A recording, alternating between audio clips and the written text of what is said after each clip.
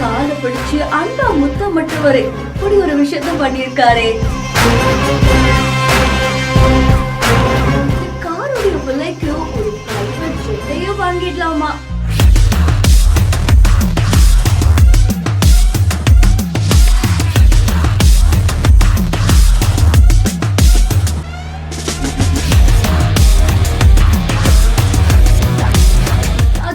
அவர்கள ஒரு ஆக்டரா, ஒரு ரேசரா, ஒரு நல்ல மனிதரா நம்ம எல்லாருக்குமே பிடிக்கும். ஆனா அவருக்கு கார் அண்ட் பைக் ரேசிங்னா அவ்வளவு பிடிக்கும்னு நம்ம எல்லாருக்கும் தெரியும்ல.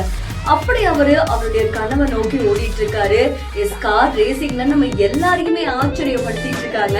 அண்ட் அதுல அவர் இப்போ ஒரு சூப்பரான விஷயத்தை தான் பண்ணிருக்காங்க. சமீபத்துல பார்த்திருப்போம், ஒரு சிலையுடைய காலை பிடிச்சு அந்த காலுக்கு முத்தம் விட்டுருப்பாங்க. அவர் வணங்கி இருப்பாங்க. யார் அந்த நபர் அப்படின்னு எல்லாருமே தேட ஆரம்பிச்சாங்க.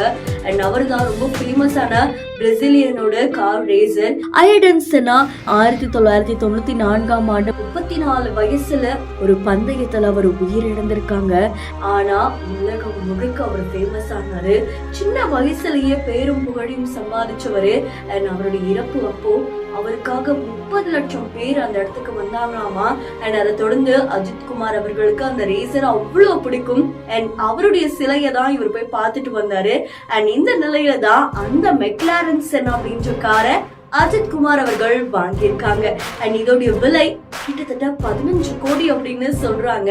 அண்ட் தொடர்ந்து இந்த கார் இவர் எப்படிலாம் மாடிஃபை பண்ண போறாரு, அண்ட் இதை ரேஸுக்கு எப்படி பயன்படுத்த போறாரு அப்படின்னு எல்லாரும் ஆர்வமா காத்துட்டு இருக்காங்க. இந்த வீடியோ தொடர்பான உங்களுடைய கருத்துக்களை கமெண்ட்ல சொல்லுங்க. இன்னும் பல இன்ட்ரெஸ்டிங்கான வீடியோஸ் ஃபாலோ பண்ணிக்கோங்க.